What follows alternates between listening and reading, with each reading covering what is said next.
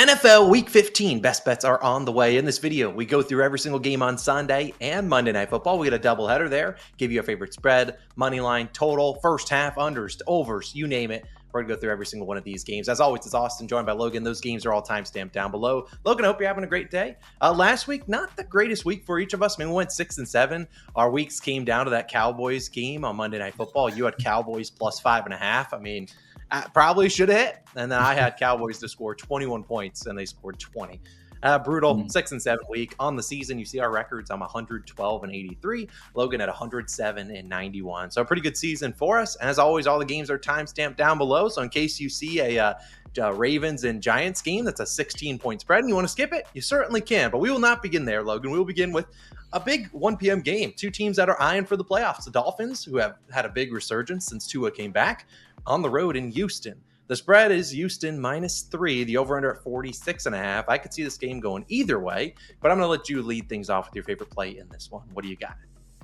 Yeah, I'm going to roll with the home team, the Houston Texans in this one. I really don't like what I see from the Dolphins defense. I think they are very vulnerable. I think this could be a big Nico Collins week, a big Joe Mixon week as well. I think Joe Mixon is primed for a classic 90 yards and a touchdown type game. I think you can run on this Dolphins team. Their red zone defense is just mediocre. I've seen them not be able to get stops. And again, we've talked about this Dolphins offense. Yes, they've been hitting their stride. When they involve Tyreek Hill, you like to see that. But last week, that Jets game was just weird. Again, was that good Dolphins or just bad Jets?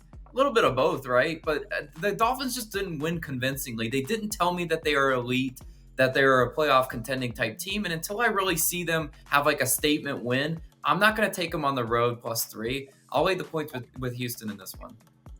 Yeah, this isn't one of my favorite games in terms of spreads or totals, but I don't really see a lot of value. If I had to bet a spread, I'd probably lean towards Texans, but I'll take the over in this game. Look, the Dolphins defense hasn't looked great the last few weeks against the Dolphins and then the Jets. I mean, the Jets offense has been all sorts of messed up, and they let them steamroll up and down the field until kind of the second half where they kind of locked in. The Dolphins defense, though, I do want to credit them. They've been pretty good at stopping the run, so I like to your credit. I think this could be a big Nico Collins week where we see the Texans maybe air it out a little bit. I know their pass rush, their pass blocking hasn't been the greatest, but I still think there's some big plays in here. And as I've talked about before, the Dolphins, I think they refuse to run the football. They could be up 3 touchdowns, and that is a team that still is passing with Tua. Granted, it's a lot of short throws. His completion percentage is at I don't even know, 75% or something crazy. I like the over in that game at 46.5. Our next game is an interesting spread here, as the Chiefs are on the road. They're 4.5-point favorites. The over-under at 43.5. Logan, I'll dive into this one first. I'm on the Browns plus 4.5. They are coming off their bye week. We'll see if David Njoku plays here. But look, I'm going to buy into the Jameis Winston hype. He's been able to rally this team together. And at home, I just don't see them getting blown out by the Chiefs. And the Chiefs have struggled to cover big numbers. We've seen them kind of skate by last week. They skated by the Chargers. I believe we both were on Chargers +4. They skated by there on that doink field goal. Again, this is a Browns defense that I feel like you have to pick their spots when you think they're going to show up. And I think this is a game at home against the reigning champs. They show up, and the Chiefs defense quietly has kind of faltered a little bit. Their pass defense hasn't been as good. And we know the Browns, what do they do a lot? They pass the football. So I really like the Browns here. Plus 4.5 is my favorite play in that one. But Logan, what do you like? Yeah, I'm with you on this one. I'm taking Cleveland plus the points. Really, I just think the books overvalue this Chiefs team. They just keep laying too many points, and they're not covering these spreads. I mean, you would have to go find their ATS numbers, but they're bad. They're bad against the spread, not winning games convincingly. Every single week, it seems they get by on just some miracle type fluky plays.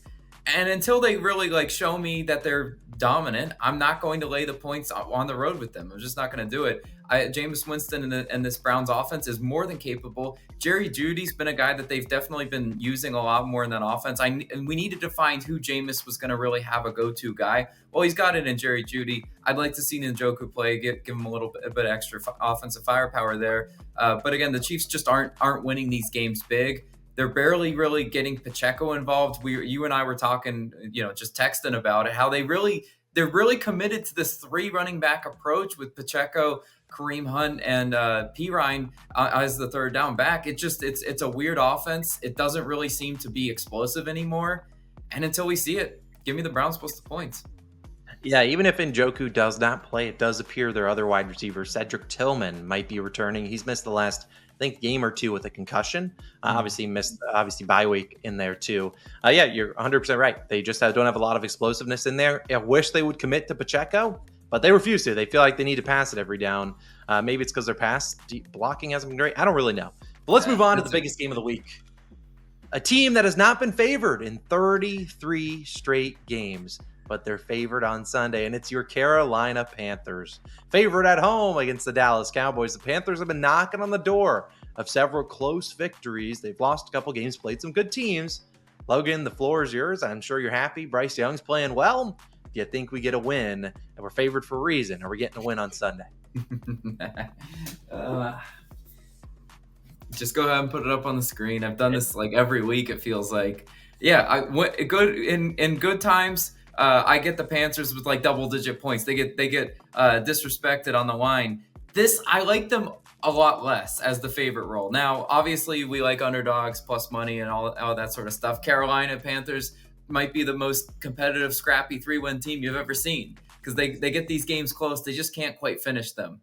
I'm scared. I will admit I am scared in the favorite role because this isn't where we thrive.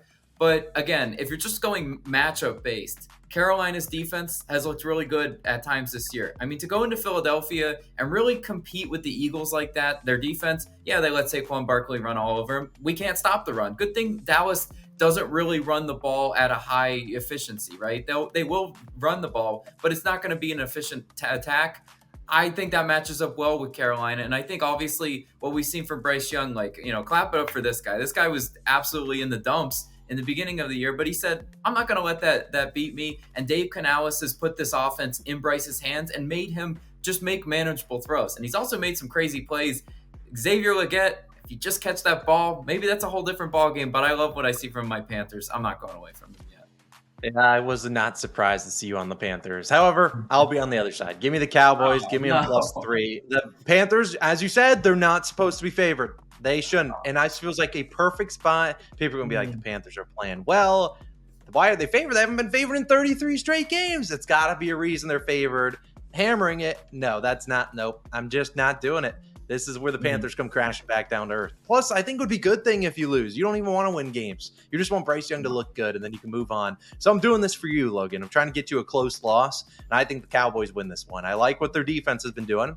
They've played pretty well against Joe Burrow. Obviously, they gave up that late touchdown, but they were in that game, and that was one of the best offenses in the league. I think their defense or their offense has also been running it with Rico Dowdle. I would know. I had his under and rush attempts. That was a donation. And I think they're able to run. And I don't know if the Panthers, sure, they were able to slow down the Eagles offense, if you will. But I feel like the Eagles passing attack is not great. And we saw AJ Brown talking about it. I think we could see the Cowboys get up here, and I think they could win this game. So I'm taking the Cowboys +3. I'm sorry, Logan. I'll give you another chance to come back to me. But how you feeling about that? Yeah, I mean, I hear all your points, and like I said, I like Carolina a lot less as a favorite, but we're favored for a reason. There actually is a reason. On the field, the X's and O's match up for us in this game. Dallas, I've been taking them as well because they're a buy low spot too. I hate taking Dallas and just kind of praying that the books price this one wrong. Carolina gets the win. Hey, man, I'll be rooting for you. I wouldn't be mad if it loses.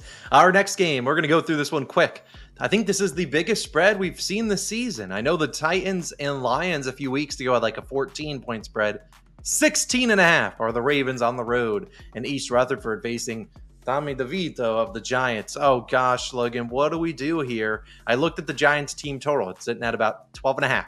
You're willing to get involved there. But what's the play? Let's get out of this game quick. The play is Baltimore minus 16.5. You just lay the number. You don't like it. You don't love laying that many points as the road, but some of these NFL teams just are really lacking in competitive nature. That Giants team was looking bad. They were just straight up tanking in that game. They were just lucky the Saints really played with their food. This Ravens team is just really good top to bottom. So much better on every side of the ball. And you and I were talking about it. Betting props in this game is probably weird because if you look at that line being 16.5, does the starters even play into the fourth quarter? It might be a completely, just uncompetitive game. So again, it's Ravens or nothing in my opinion. Yeah, I'm on Ravens first half spread at 7.5. I think they could win the first half 21-0 here. Their defenses look better coming off a bye week. This is a game we can't. Sometimes you look at teams in big favorite roles, and this is a prime look ahead spot because they do have the Steelers on deck at home in their next game. But this is just a game they need to establish dominance, come in here, just slap around this Giants team, which cannot stop the run, go up and down on them, and just pour up the score, get it to 21-0 at halftime. Maybe Lamar and company comes out in the second half, 28-0, milk the clock the rest of the game. I think they cover 16.5, but I'll take the 7.5. That game's disgusting. And honestly, I don't think I'll have a single prop in there. The only way Derrick Henry hits his overs is if maybe they're just like, you know what, we need to get you back caught up to Saquon, which I don't even know if that's possible at this point. Yeah, we're moving on from that one. Next one, we have a revenge game, Logan. Marshawn Lattimore, who appears to be making his Commanders debut, is back in the Bayou of New Orleans. Commanders are laying 7.5. I don't like taking 7.5 favorites, but we'll talk about that in a second. It appears Jake Haener should be starting at QB for the Saints. I can't imagine it's Spencer Rattler because they already did that and he looked terrible. But what's the move here, Logan? 7.5 favorites on the road. What are you feeling? Yeah, I mean, you have me at Jake Haener. I'm on Washington, and I'll lay the 7.5. I don't care. That's a touchdown in the hook. There's no way I'm putting up a prayer to the universe with Jake Haener's name on it. I think there's levels to the whole backup quarterback. There are some that are savvy veterans, in years past, like the Hoyers that come in and or the Fitzpatricks, what going way back. Those types of guys can come in, win a game, cover a spread type thing. This Saints team, I absolutely despise it with Jake Haener at the helm. I'll take Washington. They will use Robinson in the run game a lot. Scary Terry, I don't really see anyone in that Saints secondary that can really stop him. At times they've been able to lock up a few wide receivers, but a guy like him is he's just a matchup nightmare. This Washington team is just too talented offensively. I think they can run and hide from the Saints and make Haener in a very difficult position. Give me the Commanders. Yeah, it's hard for me to really bring up any points and be like, hey, you guys should get on board with the Saints. I'm not doing it. I'll take the Commanders with you. I consider getting on Commanders team total over 25.5, but I'd rather just take them to cover.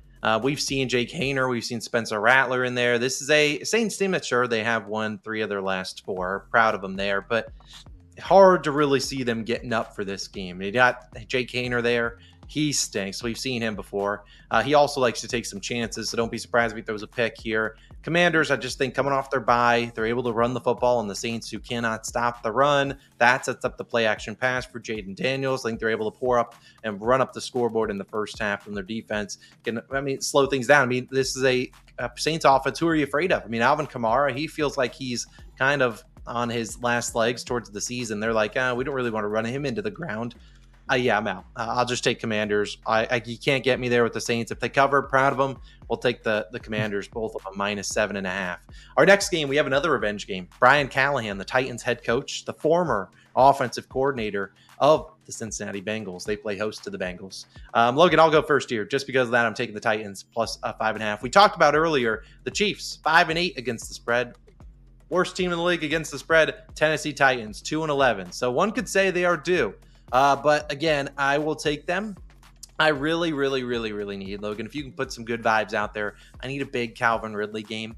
I need it like I need anything else. I need Calvin Ridley to lock in.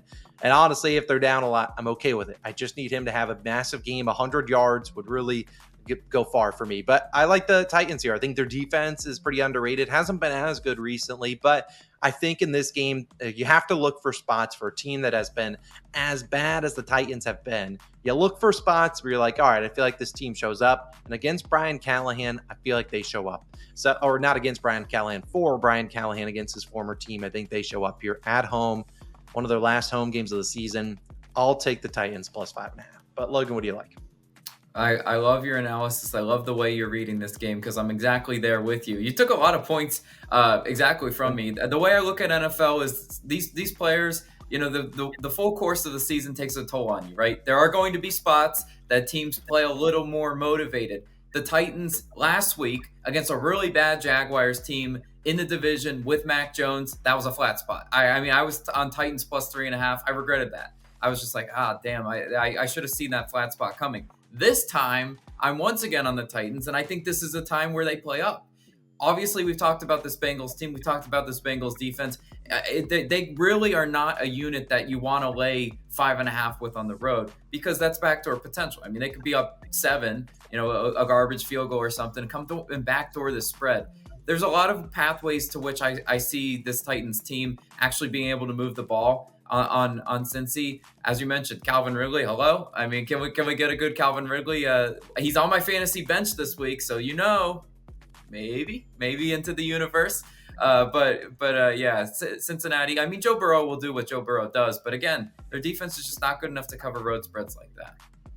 Yeah, for the people that are confused as to why I need a big Ridley week, I will talk about this in probably 2 weeks, and I'll address how the NFL futures are going. I'll give you a spoiler. Darnell Mooney at 750 plus yards, plus 350 already cashed. That was free.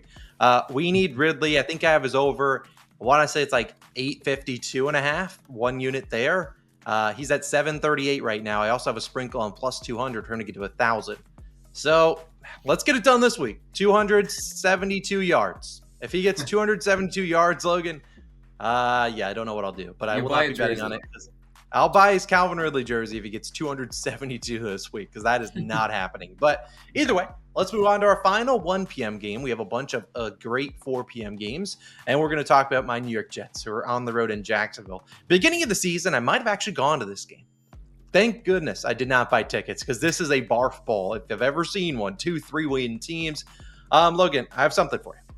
Tick-tock, tick-tock. You know what that is? That's Mac Jones turning back the clock on the New York Jets. I'm taking the Jaguars plus 3.5. Mac Jones has seen this defense before. He has sucked recently, but I don't care. You don't take the Jets minus points. They stink. Give me the Jags plus 3.5. Logan, join me.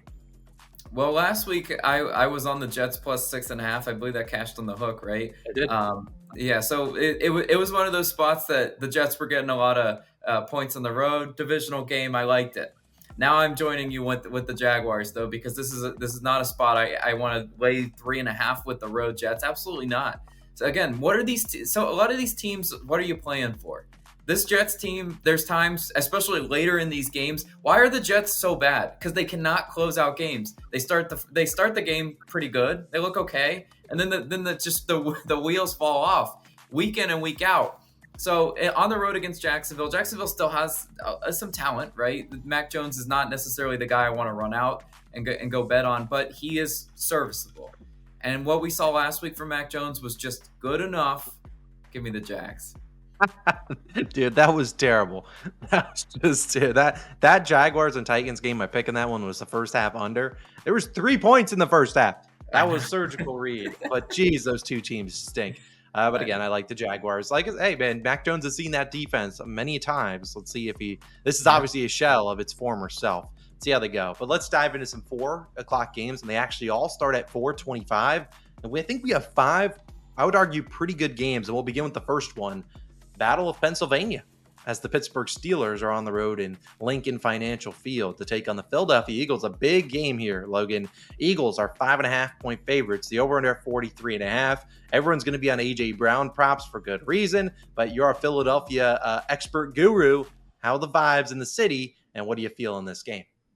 Yeah, so initially I was looking at this game. I wanted to break my rule. I wanted to just take the offense for the Eagles, to look at their team total. But you know what? I'm not going to do that. I'm not going to wuss out right now. Give me the Eagles, and I'll lay all the points. The vibes in the city are great. What is there not to love? Yes, you skated by the Panthers, but the Panthers are scrappy. Remember that was foreseeable. Now you get a huge, big time interstate game.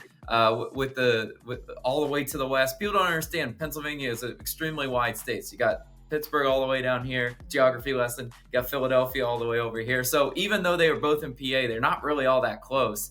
Still, that being said, there will be a lot of Steelers fans in attendance in this one because they travel well. People are going to look up in the crowd, or those Eagles players are going to look up in the crowd and see those towels, and they're just going to have a little bit of extra fire. I see a few things coming in this one. I got the script, Austin. You ready for it? I got a couple Jalen Hurts push touchdowns. I got that. Yeah. I got a Saquon Barkley swing pass touchdown. It will be like first. What else? from the 5. And then I got an A.J. Brown touchdown. It feeds families. It's the Twitter POD, but we don't care because he's just bigger. He's stronger. He's better than all those Steelers corners. He's going to do the too small on him. It's all birds in this one. I love it. I love your sell job. Give me the Steelers plus 5.5. Nope, I'm not getting it. I don't think the Eagles have really played any serious teams recently. I mean, look at their schedule. They faced Carolina, sure. Then they faced Baltimore, sure. I mean, Rams, I guess you could say the Rams are good, but they ran all over them. But other than that, they haven't faced a ton of elite teams. I like the Steelers a lot. And I think A.J. Brown chirping Jalen Hurts, being like, hey, we need to improve the passing game, is going to make them get out of the rhythm, which is trying to run the football. And they're like, all right, fine, we'll try to throw it to A.J. Brown. I think Jalen Hurts makes a mistake or two here. I think the Steelers keep this one close. I don't think this should be a 5.5-point spread. I think the Steelers defense is able to stop the run a little bit. And if they can stop the run, force the Eagles to throw, we have not seen Jalen Hurts be, as elite throwing the football this season. Obviously, he's still been really good. I'm not going to come out here and trash him. 16 touchdowns, 5 interceptions. But again, I could see maybe something faltering here. And I really like the Steelers offense. I think you're going to see a big game out of Jalen Warren. That is my guy out of the backfield. I think he has a pretty good game. I think Russell Wilson makes the plays that they need. I'll take them plus 5.5. I wish George Pickens was playing. I don't think he will, but I think they show up. I think 5.5 is too many points. So sorry, Philly fans. I'm rolling with the Steelers. I know those terrible towels are going to be flying. Our next game in the 4 o'clock window will be the Colts on the road against the Broncos. The over-under sitting at 44.5. Colts are minus 4.5. I have a pick here, Logan, my first of the week. Actually, shame on me for not taking the first half under in the Eagles game. Shame on me. I got your back, guys. First half under in this game. I think it was 23.5. I really like this one. We look at the Broncos coming off their bye week. That was that game against the Browns, which was insane. They were just going back and forth, blow for blow. I look at both these two offenses. The Broncos haven't really been able to establish the ground game here. I think if there's any team to put me at fault of scoring a bunch of points and ruining my first half under, it would be them. But I think the Colts, this offense, I mean, they run the football, and then you got Anthony Richardson trying to chuck it deep. I just don't know if he's not connecting on those like Jameis Winston was against the Broncos. I feel like it's just going to be a lot of 3-and-outs or some short drives, maybe some field goals, chewing the clock in that first half. So I really like the first half under here at 23.5. This could be one that I might not even get close. They might even get to like 14 points. So I really like the first half under there. But Logan, I know you got to pick on the side. So where are you going for this one? I see your analysis, definitely. I see a lower scoring game. And in a typical lower scoring game like this, I'll go ahead and take the Colts with the points. I think their defense will be good enough. I think they'll limit some of what Denver's able to do in the red zone. Keep it a field goal type game, a Will Lutz type game. If Denver wins this game by 3, it wouldn't shock me at all. Also, it wouldn't shock me at all if the Colts did win this one outright. I think they're a live underdog. I mean, no one gives Anthony Richardson enough credit. He's not an elite passer. He is an elite runner. We know the identity of this Colts offense. They want to run the ball. I still think you can run on Denver. I mean, they've had games where opponents have exploited them. I mean, there's one game that comes to mind which was that Baltimore game. They went into Baltimore and they just got run all over. Yes, Baltimore's a little bit of an anomaly, but it is the Walmart version of Baltimore kind of similar to Indianapolis, what they want to do offensively? Sure. I think this Indy team is live in this one. I think their defense does rise up to the occasion. So I like the points. I think 4.5 is actually a really generous number. So I like that with Indy. Hey, I like the pick. I like it. Next, we move to arguably game of the week, as the Buffalo Bills are on the road in Detroit to take on the Red Hot Lions. Highest over-under I think we've had on the season at 54.5. They're obviously expecting a lot of points, and boy, I hope we get it. The Lions are minus 2.5. Logan, what's the move here in this big game? I know a lot of people will be tuned into this one. Yeah, this is definitely the game of the week. It's the game I've been looking at the most, and just kind of engaging with our YouTube comments because I love you guys. I love the community that we have. Everyone was kind of ragging on me for picking against the Bills. I said something about the Rams offense being crisper. Hey, they were, just by a little bit. And I said verbatim, I will pick against the Bills for the rest of the year because I've been attacked so much every time I go against Buffalo. And that's not changing here. I'm taking Detroit minus 2.5. No, it's not. It's not biased. I'm not actually biased in this one. But what I do know is that this Detroit Lions team, they're on a mission. I mean, they are trying to be a regular season juggernaut. There's a reason why this team just doesn't lose. I mean, they're nearly flawless.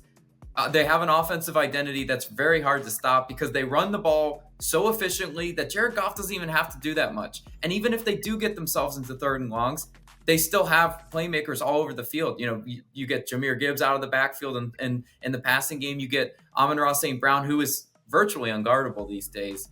I think Josh Allen is playing hero ball. What he did last week was great. His defense did not have his back, and I don't think his defense is necessarily going to have his back in this one. I like Detroit, and I'll lay the 2.5. Yeah, I'm right there with you. Look, I get attacked or attacking the Bills, so I might as well join you. But for all the reasons you put out there, we talk about this Bills defense. They really struggle to stop the run. It's going to be tough to stop a team that is not afraid of running it on 3rd and 5, which is the Detroit Lions. Again, they have a really potent offensive attack. They're really good at home. I don't love betting against the Bills coming off a loss, but something I've really liked about the Lions defense, they're dealing with a ton of injuries, but they've been pretty good at slowing down teams in the red zone. They don't give up a ton of passing touchdowns. And look, if they can maybe limit this Bills offense to maybe kicking a field goal or two, I think we're in business here. And look, this will probably come down to the Lions going for it on 4th and goal or 4th and 1 or 2 in the red zone. And I think they're able to convert those opportunities. So again, I like this Lions offense a little bit more than the Bills. I like their defense a little bit more, even though they're banged up. I'll take the Lions to keep steamrolling. We've talked about teams that stink at covering against the spread. The Lions are the opposite of that. 9-4 against the spread this season, the 3rd best record. The only 2 teams better, Steelers and actually the Broncos. So, hey, we'll see how that one goes. Next, we go to another 425 game as the Patriots are on the road in Glendale to take on the Cardinals, who are coming off a couple string of bad losses. It's like Black Ops came out, Kyler was good, and now it feels like he's like Max Prestige, and he is stinking it up. But either way, right now they're laying 5.5 at home. This is a must-win for the Cardinals for the division. Obviously not a divisional game here, but must-win game for them. They need to establish things here. But Logan, what's the move in this game? Yeah, the move is taking the Cardinals, and I'll lay the points. Like you said, it's the desperation factor to me with the Cardinals. I thought last week was going to be their week. They just look so bad. They looked really unprepared to play that game against Seattle. I thought they would make the adjustments facing the Seahawks a second time. No, it just turns out the Seahawks have their number, and that's okay. Sometimes teams do have your number. Do I think this Patriots team is necessarily going to have their number? Not really. They are the more potent offense. I really would like to see them get James Conner more established and not have to drop back with Kyler a bunch, because this team is not good when Kyler's running for his life around in the pocket, getting sacked for like 15-yard losses. That's not the key to success for Arizona, and they know that, of course. On the flip side, Arizona's defense, they sort of came to life in that second half, made a few adjustments. I think they'll be able to really contain New England. They're not very explosive offense so far in the year. So I will lay the minus 5.5 with Arizona, but I don't love this pick. I will put that out there. It's kind of a dart throw, but I really can't get to Patriots. Yeah, I can't disagree with you. I was just looking at Kyler's pass attempts. If you look at on the season in wins, Kyler Murray's pass attempts, 21, 30, 26, 36, 20, 24. In losses, we're sitting at almost 30 in every single game. Last three, 37, 45, 38. That's just not how this Cardinals team is built to win. They've had some self-inflicted wounds with some offensive penalties here and there. But again, I think if they're going to win, it has to be established in James Conner. I mean, he had 5 yards per carry last week, so that's not bad. They're averaging over 5 yards a carry. They need to run the football, and Kyler needs to stop making mistakes. And he has thrown 5 interceptions the last 3 weeks combined. I think he needs to lock in, figure it out, and I don't think they're throwing it a ton here. I think this is a ground and pound game. I didn't even say my pick. I'm actually on the Cardinals first half, minus 3.5. I agree with you. I think they cover for all those reasons. I'm on the first half just because I rather take that. I've seen Drake May do some wizardry in the second half where just like he's just zooming around and they just backdoor out of nowhere. And I could see that happening where maybe the Cardinals are up 17, take the foot off the gas, and see Drake May storm down with a couple garbage time touchdowns. So I think if the Cardinals win this game convincingly, like this spread indicates, they got to get ahead early and then run the clock out in the second half. I really like the Cardinals minus 3.5 first half. But again, I like your pick too with them full game at 5.5. Our next game, we have a potential for a shootout in this one as it's two offenses that you never really know what you're getting with the Buccaneers on the road taking on the Chargers. The over-under at 45.5. The Chargers are 2.5-point favorites. As I said, I think this could be a shootout. I'll take the over at 45.5. Obviously, we have J.K. Dobbins for the Chargers. He's banged up and injured. He's out. I hope Lad McConkey returns, because if it's not Lad McConkey, we're requiring on guys like Quentin Johnston and Stone Spark to make plays. Not ideal. Josh Palmer's pretty solid. I think McConkey practiced today on Thursday when Logan and I are recording this. I think they're able to put up points in the Buccaneers, whose only strength on defense is stopping the run. I don't see the Chargers running it too much, given their backfield. And then on the flip side, you get the Buccaneers, who I don't really know what they're going to do on offense, but they're okay with slinging it down the field. Baker might make some mistakes here and there. Last week wasn't the cleanest game for them offensively, and I really think the Chargers defense is starting to falter a little bit. Had a good week last week against the Chiefs. I think there's more explosiveness in this Bucs backfield and in this offense. I'll take the over at 45.5. But Logan, what do you like on the spread? I am kind of seeing your angle on the total. Again, guys, I'm a fade on totals, so that's why I don't do them. But I will lay the points with the Chargers. I think it comes down to the defensive side of the ball in this one, because it really is going to be who makes the stops, especially given a -2.5 spread. It's going to be late game probably decided, and who's going to rise to the occasion. And I really like this Chargers defense. I mean, last week, I don't think that was an anomaly. They played Patrick Mahomes and that Chiefs team very tough. They were right there, again, knocking on the door. Chiefs still snatch a victory in that one. But this Bucs team did not play crisp. They did not play crisp at all. And they to me, they got, quite honestly, a little bit lucky that they came out of that one with a win and cover, too, because I was on Vegas plus the points. I still think Baker's kind of he's being a little too carefree with the football as well. He is throwing interceptions, turning the ball over when he really shouldn't. And there's a team that can make you pay for that. That's that Chargers team. This Chargers team is really good at getting pressure on the quarterback as well. Baker Mayfield, he's not a huge quarterback. He's not a Cam Newton, see over the offensive line type guy. When you put pressure on Baker Mayfield, that's how I really think you stymie this Bucs offense. So give me the Chargers, and I'll lay the 2.5. Yeah, man, I can't disagree with you on that at all. I think the Chargers offense has been pretty good at home the last few games. I was just looking at their numbers. They had that shootout against the Bengals in there. They had a game against the Ravens where they put up 23. A game against the Titans, they put up 27. So they've been pretty good at home. If it were to back a team, it'd probably be them. But hopefully they put up some points for me to cash that over. Our next game, I believe, is our final four. We got two more 4:00 games. We're actually moving on to Sunday Night Football. My mistake. Sunday Night Football. We have the Green Bay Packers on the road taking on the Seahawks. Green Bay 2.5-point favorites. Over under at 45.5. Logan, I know you just talked for a long while, but I'm curious about your thoughts on this game for Sunday Night Football. Where's your head at for this one? This is definitely one of the more challenging primetime games on this one. But I think some momentum is going to carry over from their divisional win last week. So I'll go ahead and take the Seahawks in the home underdog. I think they really get those 12s riled up. 12th man, for anybody who doesn't know, Seattle's home crowd, definitely a factor. And I think Jordan Love in this offense on the road. Yes, we've seen this Packers team look good. I mean, last week was kind of a weird week. You faced the Lions, big step up spot, a divisional foe. But there's just something about this Seahawks team that's looking good, and they're getting hot at the right time, in my opinion. Make that playoff push, really kind of cement themselves in contention.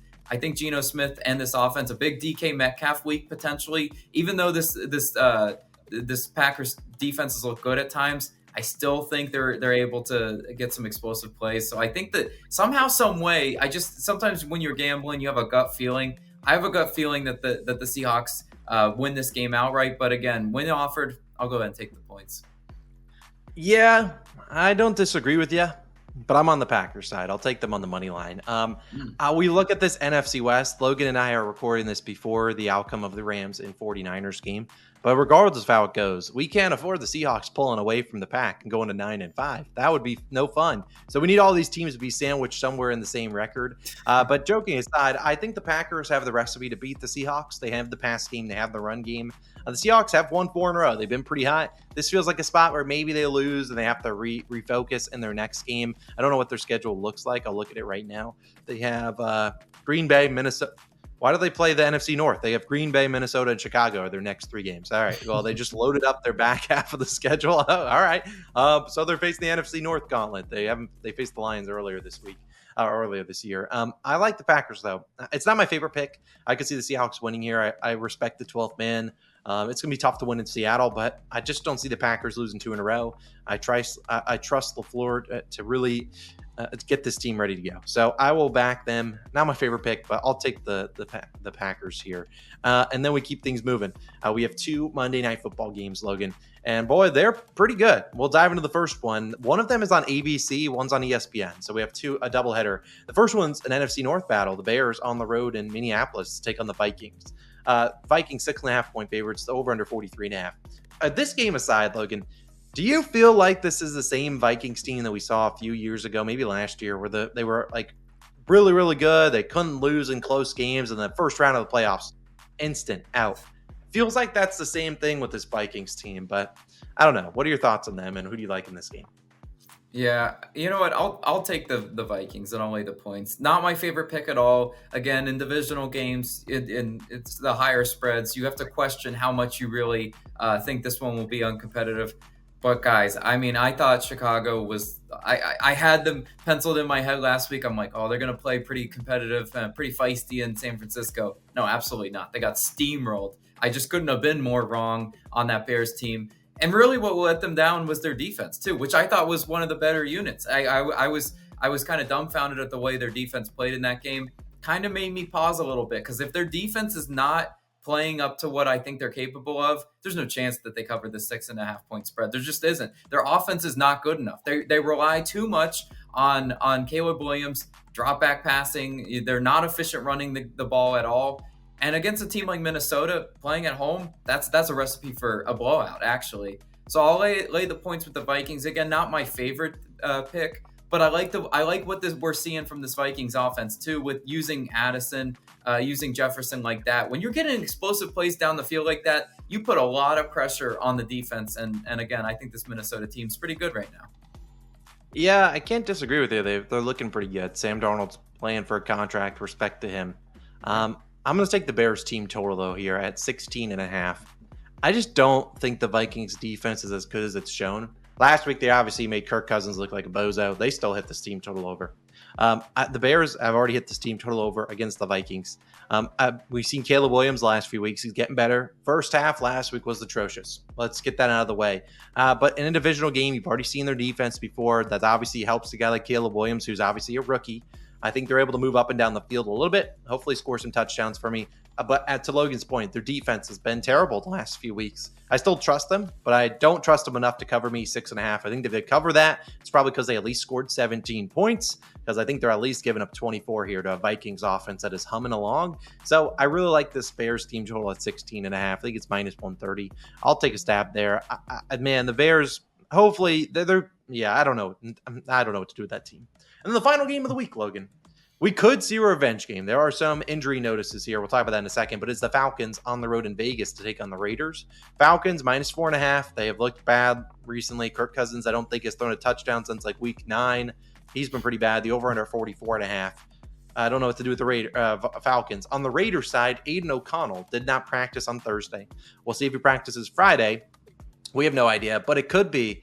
I think it could be Desmond Ridder under center, the former Falcons QB. If it's him, I'd probably really want to get on the Raiders side.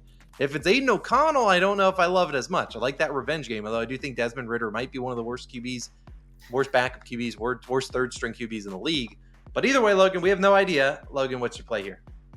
This one is tough. I mean, given the 2 Monday night games, I think this one's the more challenging one to try to predict what's going to happen. I just know, based on a numbers perspective, I'm not laying 4.5 with the Falcons on the road. I'm just not going to do that. Not a team that's looked good at all, and it starts with their veteran quarterback. What I say last week, I said, well, Kirk Cousins, he's going to figure it out. He's going to turn it around, not turn the ball over as much. No, he's just kind of haphazardly throwing into bad. He's just making bad reads. That's a little bit contagious, because they're not playing good football at all. This Raiders team, even with Desmond Ridder, whatever it has to be, if it's Aiden O'Connell, Desmond Ridder, doesn't really change my analysis a whole lot. I mentioned last week they played scrappy against the Bucs. Ultimately, they didn't cover, but again, the Bucs, they were able to turn over Baker Mayfield. They were still sort of in that game. The final score doesn't quite indicate how competitive they were, because that game was mostly a one possession game. Coming back home to Vegas in this one, I really do like the Raiders, and I don't really know how or why, but Desmond Ridder, he's gonna get the job done. He's gonna make Falcons bettors sweat a little bit. I don't think this is a no sweat Kirk Cousins Falcons victory, so I will lay the points with the Raiders. Yeah, I want to get on board with you. I do. I'm going to take the Falcons. Come on. I hate it. I hate it. I hate the Falcons. I hate them.